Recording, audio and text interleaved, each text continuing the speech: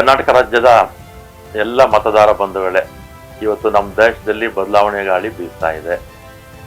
ಇವತ್ತು ಪ್ರಜಾಪ್ರಭುತ್ವ ಉಳಿಬೇಕಾಗಿದೆ, ಸರ್ವಾಧಿಕಾರಿ ಧೋರಣೆ ಹೋಗಬೇಕಾಗಿದೆ, ಸ್ವಾಯತ್ತ ಸಂಸ್ಥೆಗಳು ಮತ್ತೆ ಹಿಂದಿನ ರೀತಿ ಆಗಬೇಕಾಗಿದೆ, ಸಂವಿಧಾನವನ್ನು ಉಳಿಸುವಂಥ ಕೆಲಸ ಆಗಬೇಕಾಗಿದೆ.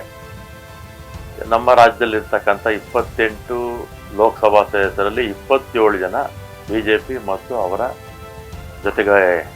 ಜೊತೆಲಿರ್ತಕ್ಕಂಥವರು.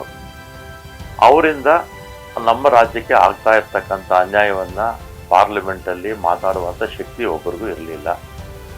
ನಮ್ಮ DK ಸುರೇಶ್ ಅವರೊಬ್ಬರು ಬಿಟ್ಟರೆ. ಅದರಿಂದ ಲೋಕಸಭೆಯಲ್ಲಿ 28 ಲೋಕಸಭಾ ಸದಸ್ಯರು ಕಾಂಗ್ರೆಸ್ ಪಕ್ಷದಿಂದ ಆಯ್ಕೆ ಆದರೆ ಕೇಂದ್ರದಲ್ಲಿ ಯಾವುದೇ ಸರ್ಕಾರ ಇರಲಿ, ಯಾರೇ ಪ್ರಧಾನಮಂತ್ರಿ ಆಗಿರಲಿ, ನಮ್ಗೆ ಆಗ್ತಾ ಇರ್ತಕ್ಕಂಥ ಅನ್ಯಾಯಗಳನ್ನು ನಿಲ್ಲಿಸುವಂಥ ಕೆಲಸವನ್ನು ಮಾಡ್ಬೋದು. ಆ ದಿಕ್ಕಲ್ಲಿ ರಾಜ್ಯದ ಜನತೆ ಎಲ್ಲ 28 ಕ್ಷೇತ್ರಗಳಲ್ಲಿ ಕಾಂಗ್ರೆಸ್ ಅಭ್ಯರ್ಥಿಗಳನ್ನು ಗೆಲ್ಲಿಸಿ ಅಂತ ನಾನು ಮನವಿ ಮಾಡ್ತೀನಿ. ಆಗ ನಮ್ಮ ರಾಜ್ಯಕ್ಕೆ ನ್ಯಾಯ ಸಿಗುವಂಥ ಅವಕಾಶ ಇರುತ್ತೆ.